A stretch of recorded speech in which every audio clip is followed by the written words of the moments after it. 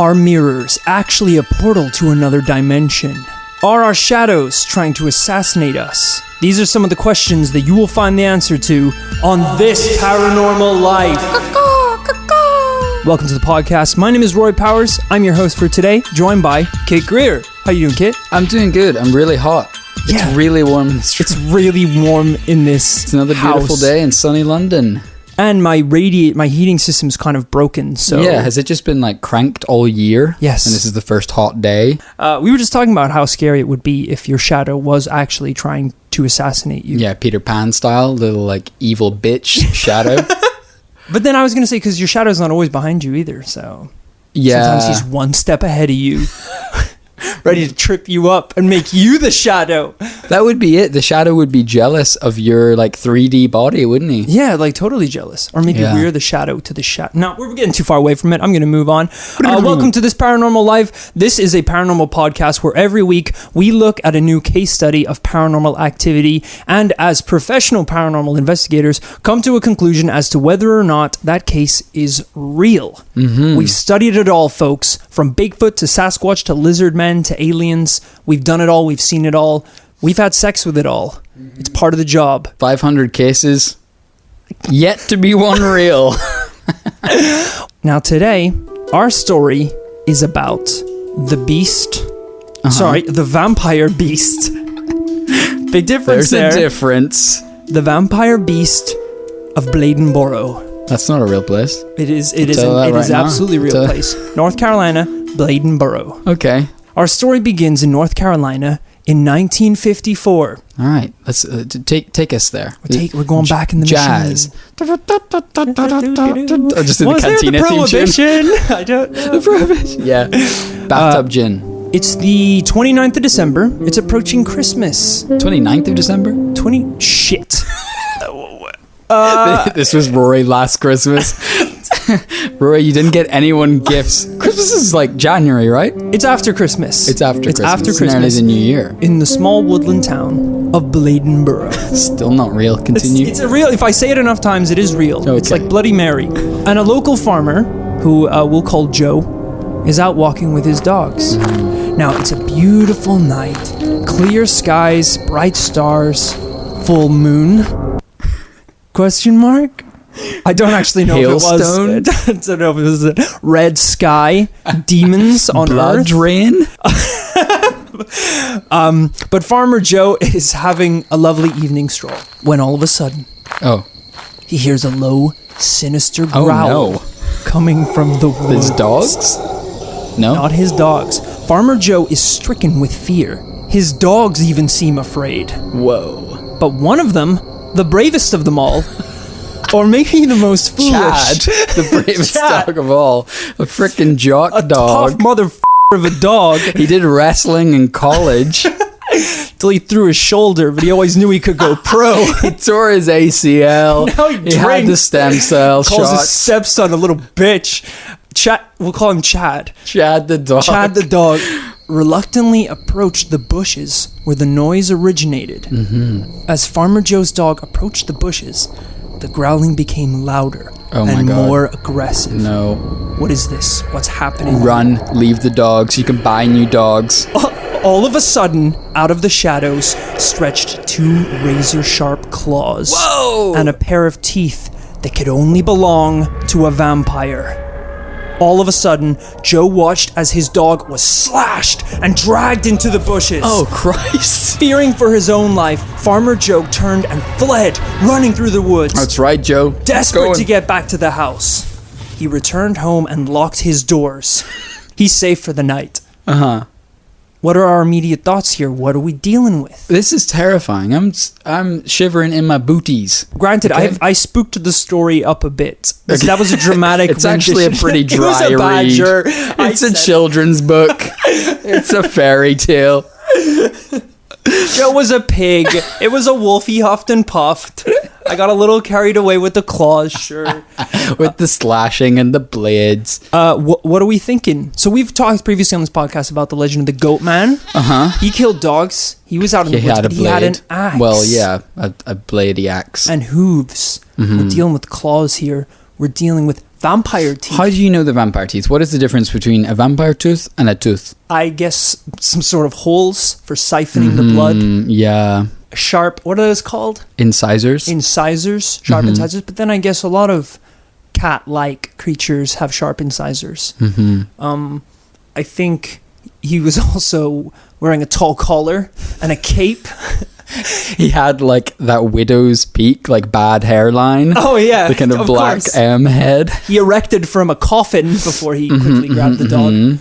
I'm on board. So later on, it's New Year's Day. It's 3 days later. 2 more dogs have been found dead. Oh my god. Joe's starting to panic. This is getting a little bit strange. Now, both creatures had their heads crushed and were drained of blood. Oh, Christ. There's some really grisly stuff. I actually had to choose to cut some out of this because it was just like, okay, this dog was killed in this way. This dog was killed in this way. And I was like, Jesus. I don't need to know all this. Yeah. It's like, now we're moving on to the goats. Well, this one was gutted from me. And I'm like, oh, jeez, I don't even know any of this. It was horrible. And ladies and gentlemen, you can find that content in this Paranormal Live Too Hot for TV edition. After the watershed, it's just like violent language. Then this Guitars. motherfucking dog came out of the fucking woods. Over the next couple of days in Bladenboro, it was more than Can we talk Bladenboro? I mean, it's kind of in the name. Bladenboro. It was born to have some sort of paranormal activity in a place like that. Imagine just like, moving out of your hometown and just like, you just pin on the map. Bladenboro sounds good. Right behind Devil's Creek and Slashville, Carolina. It was more than just dogs that went missing. All right, we're talking rabbits, we're talking goats, babies, pigs, and often the creatures would be found with all of the blood drained from their bodies. So this is kind of we've talked before about cattle mutilations. This isn't too far removed. No, it's a similar case where you're seeing animals over a very short period of time mutilated and drained of blood. Yeah, as if they're being harvested. Yeah, they're all dead. Blood's been sucked out. They look like little raisins with legs. Now all of this has happened in under a week. Little beef jerky's left. So the town is starting to get worried.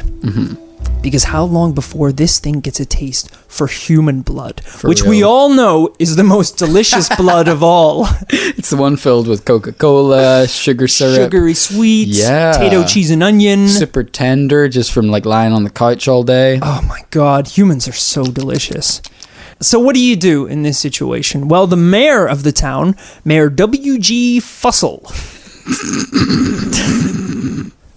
That's not real either.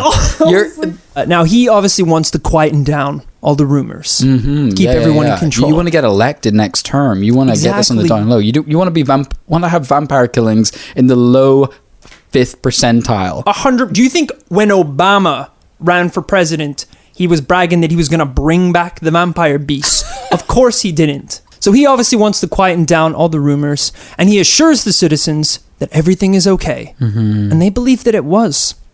Until late at night in Bladenboro, a mother by the name of, let's hope this name is more believable. Let's go. Mrs. C.E. Kinlaw.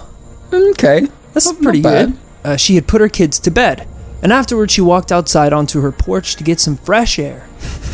And that's when she saw it.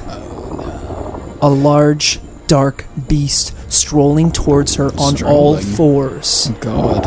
It had the warped and twisted face of a cat, the body of a dog, and the teeth of... Cat Dog? Nickelodeon's Cat Dog? Cat Dog did not have vampire teeth. That's not canon. Did Cat Dog ever open its mouth? Either mouth? Which one of them was the butthole for Cat Dog? Because presumably they had to poop out one of their mouths. That was a weird cartoon. It was really weird. There was a lot of weird cartoons back in the day. Face of a cat, body of a dog, teeth of a vampire. Body of a dog? The ultimate combo. That's really small. I guess a big dog. It's not like a tiny dog. Like a Great Dane, like a Scooby-Doo of itself. What we're dealing with here is like almost like a werewolf, I would say. Like a werewolf creature. Okay. Because I think when people think vampire, they think like jokes like a Dracula. I'm going to suck your blood. But no, this is like a little werewolf beast. A werewolf beast, vampire demon. Mrs. Kinlaw let out a terrified scream and ran inside. upon hearing the commotion, her husband Charles Kinlaw grabbed his shotgun and ran outside. It's hunting season, motherfucker! It's time! Two fangs in his neck. Charles tripped on the driftwood and shot himself in the face. Tumbling down the stairs, taking out every member of the family with each round. Ironically, Charles became the ultimate beast. Shit.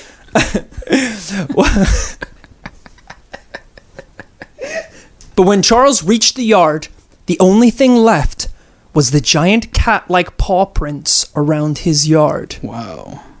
So this is interesting as well, because once again, yes, we have a paranormal experience. Mm-hmm. We have evidence left behind of the creature. It's not just testimony. That's true. Actual evidence. Yeah. So newspapers came around, police came around, and they got pictures of the paw prints, which were like a cat's, but a lot wider. Right. And deeper into the dirt to imply that this is quite a heavy-set creature. Did someone at some point, I'm imagining this whole story, did some people ever speculate that maybe this was a mountain lion? Because mountain lions and creatures like that, I don't know if they exist in that part of the world, but they have been known to nab people. Yeah, I don't think mountain lions at this point did not exist in North Carolina. Oh, okay. But I think there was rumors of coyotes and bobcats as well. Okay. But I understand, so it's bigger than a bobcat. It's big. Yeah. This thing's jacked. Okay. Was packing. It's actually kind of hot. Yeah, now I think about it. I haven't even gone onto his dick yet. But like abs. Yeah, big abs. He was like ripped. Barrel chested. He had like 20K on Instagram followers. He was promoting some sort of fit tea, some sort of cat fit tea. He was doing like a detox or something. I think he called it a detox. He's actually got a workshop next week in London. I'm thinking of going. Yeah, it's all about like innovating online and doing like digital marketing. I love the idea of going on YouTube and there's an ad that pops up before your video and it's just the vampire beast in his garage. Yep. That's my Ferrari back there. You know what I love? Pool of blood. You know what I love more than goat's blood? My teas. My green herbal teas. Also, with the promo code vampire, you can get 20% off Squarespace, your first website. If you need a website for luring children and other blood-filled beasts. Why is he a redneck? Why is the werewolf a redneck? So at this point, this is interesting because now at this point we have a clear description of the animal. We have hundreds of animals missing, and we know now that this isn't just someone going around wrecking goats and sheep. Yeah, it's not a person. This isn't a person. It's not a person anymore. And this begins a new chapter in the story. My favorite chapter that I'm calling The Hunt. I'm gonna kick in like some country music here, and it's the sound of like people loading shotguns and like getting ready to go out for the hunt. Yeah. Now, this is the 1950s, so rumors spread quickly back in these days. Because no one has anything else to do. No one's got anything on. You think rumors spread fast now? Oh my god! Back in those days. It's like wildfire. This thing was like a Kardashian of the vampire world, okay? Exactly. It was front page news. Freaking handing out Pepsis to all the police officers. Handing out goat's blood to the front line, trying to shut this hunt down. A hunting party of like 200 men, and this vampire comes out of the bushes with a little ice cold glass of goat's blood. The sheriff puts down his sniper rifle. Well, I'll be damned. A peace offering from the beast itself. So the rumors are spreading like wildfire. Everyone's talking about the beast. Now, Mayor W.G. I've said Fusswell this time, but I originally said Fussell. I think it's Fussell. You said Fussell before, yeah. Let me just double check. It is Fussell. So everyone's talking about the beast. Now, Mayor W.G. Fussell has now completely flipped. Instead of keeping things quiet, he wants huge groups of hunters to come out and track down every freaking world leader that will listen. Women, children. He's putting guns in their hands. War effort. They all need to come out so that they can kill the murderous vampire beast. He's sending these memos out to local papers. It reaches papers in New York. That's how far this thing goes. So the hunt is broken down into a couple of nights. Okay, so the first night, Police Chief Roy Fereza half a dozen brave youths and 8 other officers went out in search for the creature, but they turned up empty-handed. Wow, okay. That's night 1. On the second night, word is spreading. More than 500 people showed up to join the hunt. Well, we sent out 8 and it didn't really cut it. We need more! Should we multiply that by 40? Give the kids guns. But sir, saying from the start. Use them as bait. I like the idea that like the mayor of the town didn't even believe in the beast. He just wanted to arm children. It's been his ploy the whole time. Yeah. So 500 people went out searching restlessly through the forests and the swamp. Still found nothing. God damn. On the third day, news is getting out there. More than 800 people arrived in Bladenboro to join the hunt. More people is not the answer. I like the idea that they're just like, at no point do they accept that it's not real. They're like, okay, I guess it was some wild animal. They're like, it's out there. It's underground. Let's start digging. I say we start digging. Trevor, you and the boys take the sky. We're taking the ground. You take up, we'll take down. These are going to be some very rural country people. So at this point, we've got hunters as far off as Arizona who have traveled just to Bladenboro. That's badass. Because they've literally heard that there's a vampire going around the city killing animals. And of course, if you have spare time, spare cash, oh my God, you want to be the person to kill a vampire. That's incredible. I'd be right there. This is like a Grateful Dead concert, but of the paranormal world. Like, it's just attracting all the hunters from around the country. Exactly. Hunt down this beast. You'd be world famous. Now, unfortunately, instead of a successful hunt, this was chaos. It was essentially hundreds of men in the swamps at night, killing literally anything that moved. God. They murdered hundreds of animals over the period of this hunt. On the fourth day, another 1,000 people showed up to the hunt.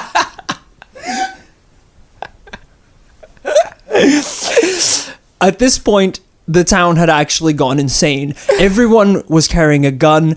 It wasn't safe to go out at night, not even because of the vampire beasts, but because you would have been shot. Anything like a dog or a cat, you were dead. Any facial hair, shot. Long nails, shot. Drinking dark Vimto from a cup, more than 3 shot. Dead.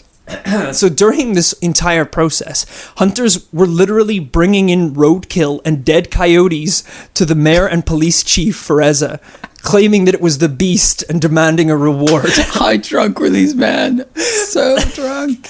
I've got the beast.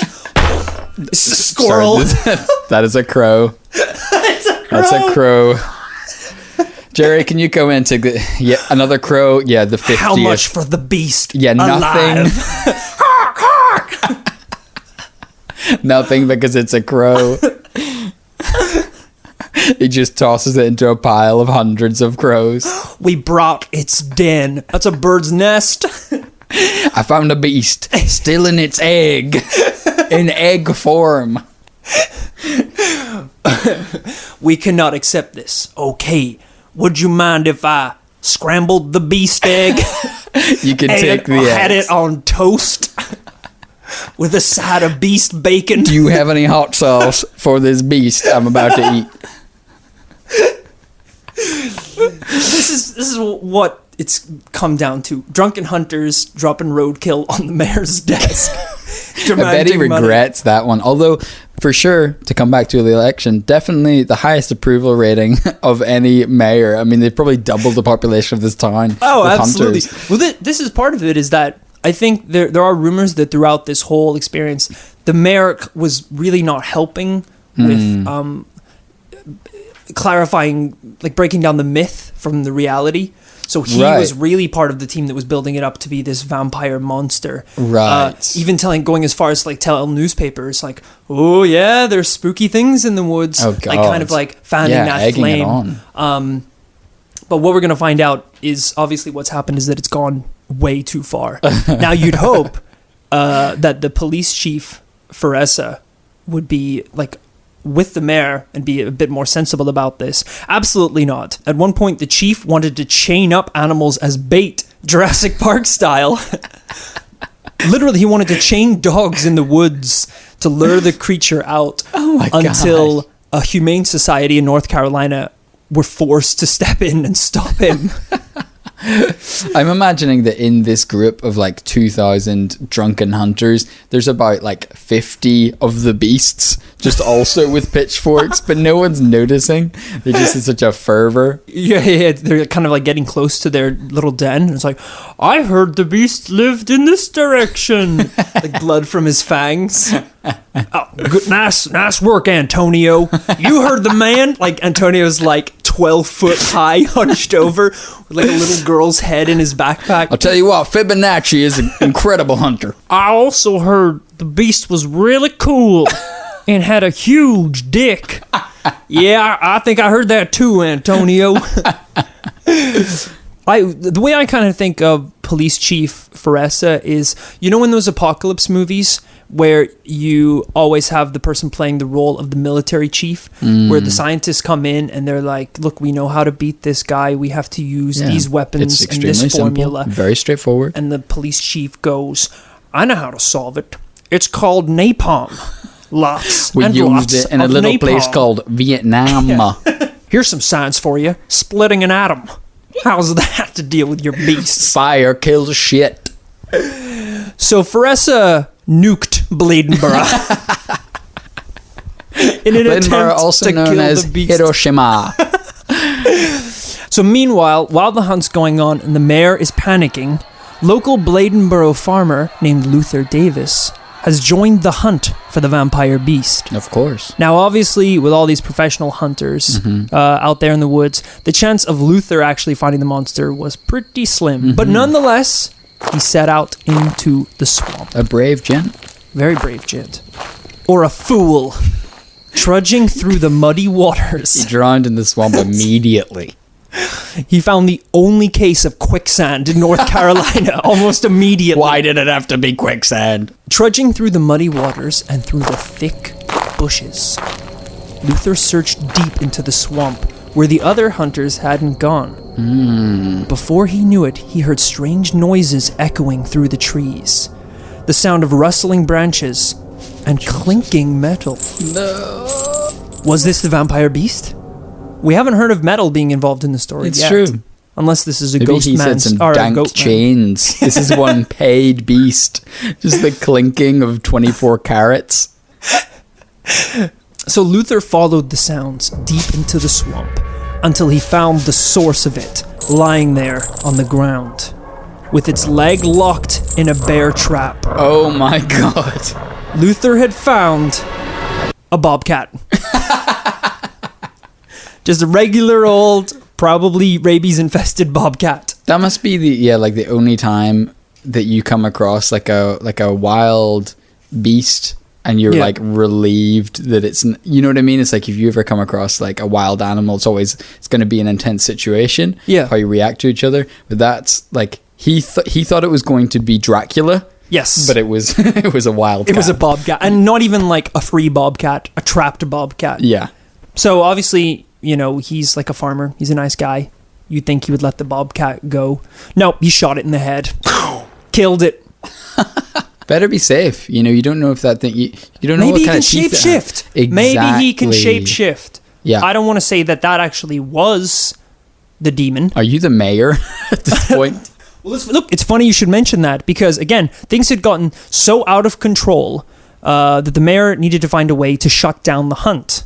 Wow. Even he had turned his back on it at this point. Oh, absolutely. He's panicking because he knows it's only a matter of time before a hunter shoots a hairy child in the face. Yeah, for sure. It's imminent at this point. So Luther, what he does is with the bobcat, because he's like all the other drunken hunters out there in the woods, goes to the mayor and lays the bobcat down on the mayor's table. Everyone's so convinced. And then he's like, I killed him. I did shoot it. I shot it. And instead of the mayor being like, yeah, okay, brilliant, this is a squirrel, the mayor sees an out here. What he says is, congratulations, Mr. Luther. you've killed the beast. Whoa, because this is like the biggest thing that's been brought in, probably. Yeah, it's because it's quite a large bobcat. Yeah. So what the mayor does is he strings it up in the middle of the town and takes a photo with the body beside it with a sign that says, "The Beast of Bladenboro." Everyone go home, please, today. Go, basically. leave. That goes out to papers across the world. Wow. The beast is dead. Oh my God. It's been hunted. I have brought with me, Kit, a photo. Whoa! The actual photo that was put to the papers. It's a tomcat. It's a freaking tomcat. This is the beast that was brought to the mayor by Luther with the message below. So I'm handing you the page now. Wow, this is a piece of history. God, this is borderline a watercolor. This thing's so old. It's very washed out. Jesus. Yeah, I really blew up the JPEG, as they say. Oh, Christ. That's no cat. That's a tiny man. This is terrifying. It's kind of, for people listening, it's two men. This is obviously the mayor. It's the mayor on the right, yes. Yeah, and Davis on the left. And they're holding up this bobcat in a kind of like boxer's victory pose. But the cat's obviously pained and kind of anguished, kind of screaming little like face. But it looks very human. It's quite disturbing. It is, but ultimately, that doesn't match the descriptions that people have seen. It doesn't match the weight of the creature has left the print. It's ultimately, they're stretching it out so it looks big. They really are. They're straight up like small. Medieval torture devising this little poor cat. So for reference, they're stretching this thing out like by its paws, and it's only like waist height, really. That is not the beast. It's not the beast. But it was enough to end the hunt. And coincidentally enough, after the forest had been completely destroyed of wildlife, sightings and reports of the creature dipped massively. All right. In fact, almost entirely. Almost, you say? You almost think that they did get the beast. But they didn't! Oh! So sightings of the creature died down after the hunt, and the beast of Bladenboro became no more than a legend. That is, until 2007. Today! I'm the beast! Rory's brought in a cage. So in Lexington, North Carolina, 60 goats were found dead. 60? 60 oh my goats. God. That's too many goats. Is this beast of a frickin' machine gun? Well, most suspicious of all, they weren't just dead. They'd all had the blood drained from their little goat bodies. Not again. Then later, 30 miles away, in Greensboro, another farmer loses all of his goats. In the exact same way, is the beast back? It sounds like it. 30 miles is quite far. 30 miles is really far. Yeah. He's got a Segway. I really think he's mobile. He's got some sort of glider apparatus. Well, also, the beast has a hoverboard, a Swagway, and one of those little spinners, and a vape. He's blending in with modern day civilization. Very ahead of his time, actually. Yeah, he really likes the cherry vape. So later in North Carolina, October 2007, which is, what is this now? 60 years later? Almost 60 years later. Bill Robinson is at his home several miles from Bladenboro. It's late in the afternoon. You think you'd be safe several miles away? Yeah, but not with the Swagway beast. He will hunt. He knows no boundaries. He's about to get ready for dinner when his son approaches him and says, "Dad, there's something wrong with Ray Ray." Now, Ray Ray is the name of their pit bull. Okay. Not like their uncle or something. The name of their pit bull. Little Ray Ray. Okay. So Bill goes out the back door to check on the dog, and immediately he can tell that something's wrong. The dog is lying motionless on the ground. Oh no. Bill picks his dog up and immediately notices he's a lot lighter than he usually is. It's because the blood has been drained from him. Looks like a bit of a raisin today. Little raisin Ray Ray.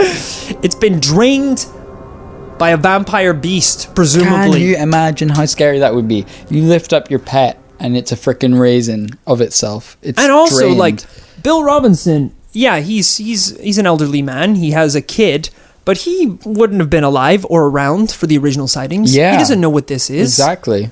It would be terrifying. So Bill, being the good dog owner that he is, grabs a shovel and gives the dog a proper burial. Maybe some candles, a church hymn, Some or Celine something. Dion. Maybe put his favorite chew toy on the grave.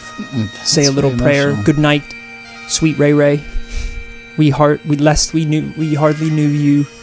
Yeah, he laid him in the ground, opened some snacks, distributed the snacks. I'm sure it Put was on a movie in the background. I'm not entirely sure what the funeral was, but they pay their respects and they go to bed. But the next day, Bill makes a horrifying discovery. When he leaves his house, he discovers that Ray Ray's body was back in the yard, Oh my god. lying in the exact same spot where he died. Whoa. Later, Bill That's so Robinson found out creepy. that Ray Ray's death was linked with over 10 more dog deaths in the area. Whoa. And when he left the house to look for who or what could have dragged the body back to his house, he found tracks in the dirt. Tracks that matched the exact same tracks found 50 years ago in Bladenboro. Good lord. Boom. This cat's old as hell. He's back. That's insane. That's 2017. No swagway 20, not tracks. 2017. It's real. It's now. Get the guns. Give the children guns. Yeah, I mean, for real, the only reason why this hasn't happened to us is because we don't have pets. But if we had I pets, thought you were going to say guns. If we had guns. this thing would know to stay away. 2007. That's dangerously That's recent. really recent. And that was one of the latest cases. And this is in the same locale. So several miles out of Bladenboro, but still Yeah, North Carolina. yeah, in same all of area. North Carolina. I mentioned a couple different locations, but there's a lot of, I think they span over 200 miles, these random animal killings. Wow. So this thing can borderline fly. Yeah, it can teleport. It's a flying demon, I mean- werewolf, ghost. To be honest, I think there's such a span of time between these sightings that it could be anywhere. First off, Uh-huh. what type of paranormal, professionally speaking, what type of paranormal creature do you think we're dealing with here? Because it's kind of a mix. Yeah. It's been described as the vampire beast of Bladenboro. Yeah. And so what do we have there? It's like a cat-like monster that sucks blood. Yeah. So we're kind of looking at a werewolf, but werewolves don't suck blood, right? As far as No. they just want to wreck shit. They just want to cause Is there chaos. anything real that drinks blood? I mean, like Mosquitoes. yeah, insects do it. Mosquitoes and spiders, things like that. They drink blood. Luther saw a beast with one of its legs and wings trapped in the bear trap. The bear trap was the size of a paperclip. Yeah, there's not a lot of actual creatures that drink blood, as far as I know. Isn't that interesting? It is pretty much little tiny ones, little bugs. I guess because this is what puts it across from other creatures. Coyotes, bobcats, they're more vicious. They bite in, they chew, they eat. They don't crush skulls and drink blood. Yeah, so it's kind of a weird combination. It's like you have to be big enough to actually brutally crush this thing, but then also drink its blood. Which Dainty enough to sip the blood. Yeah, to not want to even eat it, just to sip on it. What a waste. What a freaking waste. Ray Ray's body's unused. I know. Maybe they buried it and the beast was like, guys, it's perfectly good meat. Look, I'll drag it back out for you guys. I'm doing you Really a favor here. helpful little beast. Yeah, I only want the blood. I only want that. I'm not greedy. That's interesting.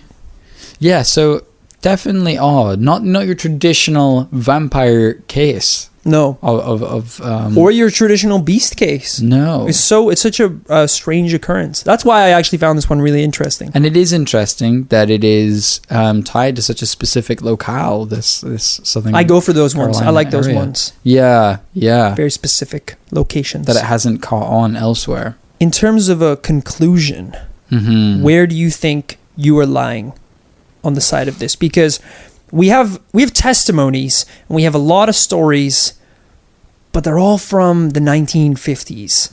And we've already seen the mayor flip-flop 3 times on whether this is real, whether this is fake. You know what it's like. These stories get blown out of proportion. I mean, I've just seen him pose with a bobcat I'm not really taking Literally much of what he post. has to say Claiming seriously. a bobcat was a beast. Yeah. Just to end the onslaught of wildlife that he had initiated. I know people think, the era of Trump is bad at the moment. I mean, they were taking pictures with slaying bobcats. Okay, back then things were different. Very different. They just wanted to make Bladenboro great again. Yeah. By killing the beasts. Make Bladenboro keep its blood again. Yeah.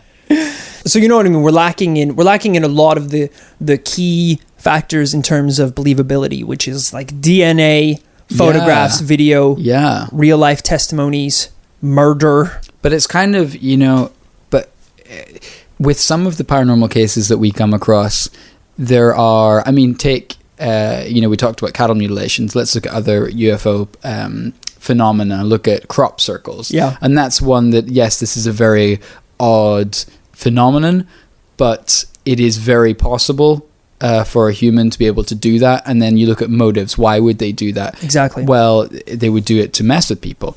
But this is one that, do we have kind of a plausible sort of scientific, rational solution other than, I feel like paranormal hoaxes are more of a kind of modern media thing these days. Yeah, absolutely. It's hard to imagine. In the 1950s, who's gaining anything from traveling 30 miles apart to slit a goat's throat and then be like, and then oh shit, it's almost sunrise and I was supposed to be in Delaware to make those crop circles. Oh, God, Christ. Yeah, it's kind of hard to imagine. I'm really out of pocket for this one. I wonder when this is going to start paying off. He's traveling by Greyhound back then. It's not like, I know what you mean. There's literally there's nothing to gain from this. There's nothing to gain from this. Oh.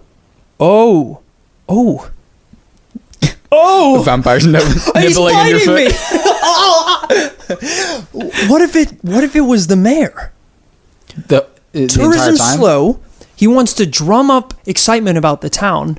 He starts going around in the night. He starts slitting throats. He's in there with the police chief. Wow. So the police chief is like, yeah, no, it's definitely a beast. He's going around at night, slitting throats, killing cows, killing goats. All of a sudden, he starts this hunt because he's like, oh, guys, did you hear that it's hunted where I'm the mayor of? Yeah. All of a sudden, now you got thousands of people filling the shops and hotels and bars. It's Granted, true. it went a bit gun mad. And then, as you say, he then realizes what he's done. He has to take the foot off the pedal. But unfortunately, at that point, the police chief has forgotten that it is a hoax and he wants to use dogs as bait. He's believing his own bullshit at this point. He's gone full Rambo out in the forest, like he's handing over Fido to the beast. Yeah, chief, you have to come back. Your family are worried about you.